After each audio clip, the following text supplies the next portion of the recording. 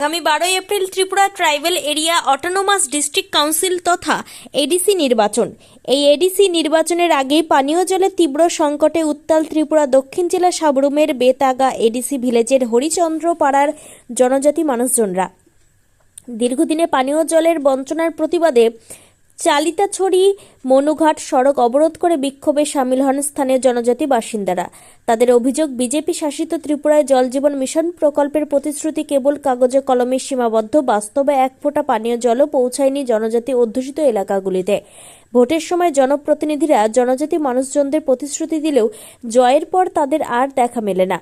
প্রশাসনের এই উদাসীনতায় ক্ষুব্ধ হয়ে তারা সড়ক অবরোধ করে প্রতিবাদ করতে বাধ্য হয়েছেন। ঘটনার খবর পেয়ে প্রশাসনের আধিকারিকরা ঘটনাস্থলে পৌঁছে পরিস্থিতি শান্ত করার চেষ্টা করেন। তবে বিক্ষোভকারীদের স্পষ্ট হুঁশিয়ারি, দ্রুত পানীয় জলের স্থায়ী সমাধান না হলে আগামী দিনে তারা আরও বৃহত্তর আন্দোলনে নামবেন। ত্রিপুরা থেকে সুকান্ত দাসের report, crime press Bengal news. Tripura থেকে সুকান্ত দাসের সাথে বিক্রম কর্মকারের report, crime press Bengal news. ये हमारा डिमांड है। ये जलिया खाते हैं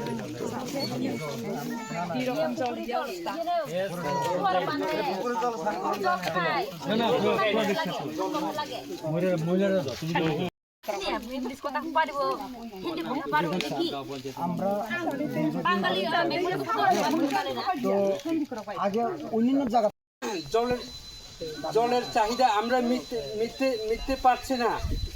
দীর্ঘদিন ধরে জলের চাহিদা আমরা এখানে মিটাতে পারছি না, সেই জন্য আমরা আজকে এখানে অবরোধ করছি।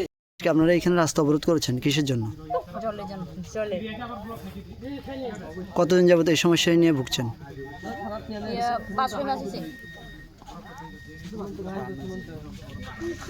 5 মাস যাবত কি জল আপনারা খেতে পান না? কাউকে জানিয়েছেন? হ্যাঁ, কি হয়েছে? শুধু কি জলের সমস্যা নিয়ে ভুগছেন না অন্য সমস্যা আছে?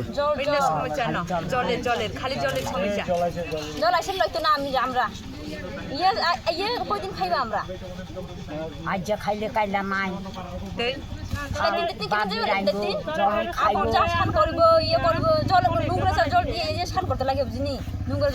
লাগে কাপড় জল লাগে ইয়ে দুধ কুলাই বুনি মেয়েরা তো বেশি কাপড় দুই লাগে।